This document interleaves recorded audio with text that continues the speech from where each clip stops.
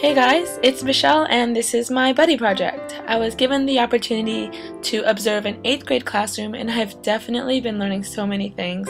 My buddy was Jane and I'm here to show you what a typical day of school is like in her eyes. So I hope you find it useful and let's jump into everything. So this is the school that I observed at, Greenbelt Middle School in Prince George's County. The overwhelming majority of the students here are Black or Hispanic. I remember my own high school had a much more diverse student body, so it was kind of a little bit of a culture shock for me when I first started my observation at Greenbelt.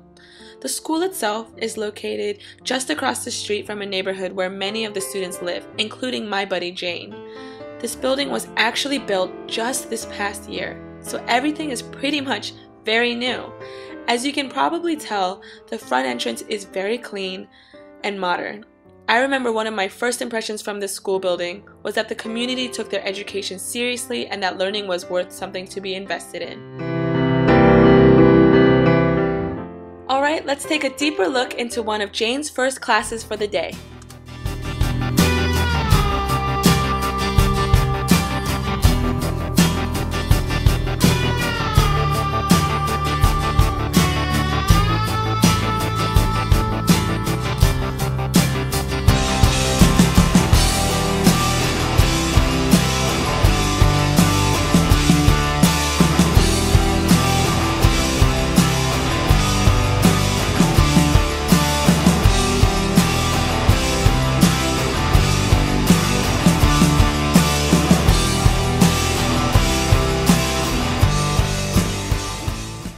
This computer shows a new program that keeps students up to date with their grades. It's updated daily by the teacher and can be accessed easily at home. I thought this was great to keep the child and the parent actively aware of what is going on in classroom performance.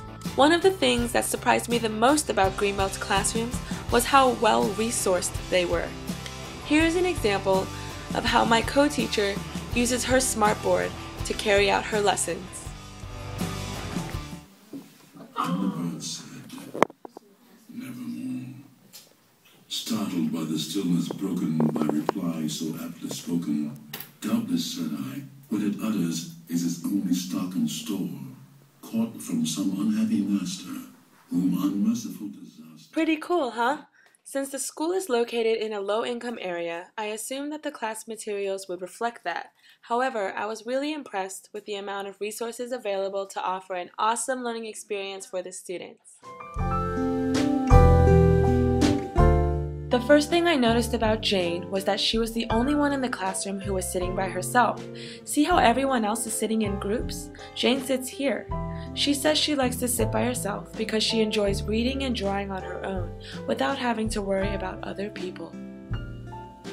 Jane comes from a family where her mother is a social worker in Montgomery County and her father works for NASA. She believes that her upbringing is what has landed her in the Talented and Gifted, or TAG, program at school. This is Jane in reading class. She's a very bright student and she usually sketches and doodles during class to help pass the time.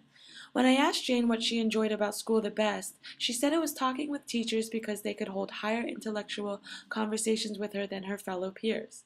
Here are some of her latest pencil drawings. Impressive, right? In fact, Jane hopes that someday after college, she'll be able to pursue a career in being a freelance artist. She did, however, express that the grading system is annoying because it only measures one's success based on how well they do on tests. 3 things. So the first thing was just learning how to be flexible as a teacher. And I know for me, just observing my co-teacher and how she's able to move around the lesson in order to accommodate certain unexpected things that come into the class.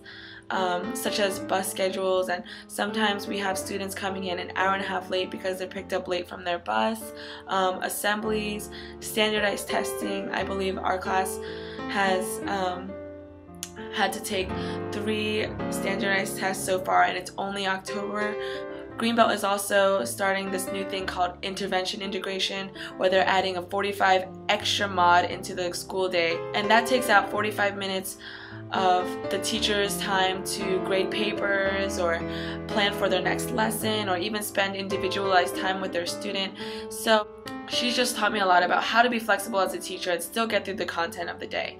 Second thing is for just seeing the students' reactions to being invested in. And I know that in a lot of what I've shown in my video is just so many like great resources that these students are offered, and how excited it makes them, and how it shows them that, you know, we do take your education seriously and that it is worth it to invest, you know, not just money but time and effort and just care, individualized attention, and all these great things. And I feel like once students realize that, you know, that you are worth it, you know, then they're free to really learn to their full potential and capabilities. And because they have that extra motivation that, yeah, someone does believe in me, I can do this, I can achieve, I can succeed.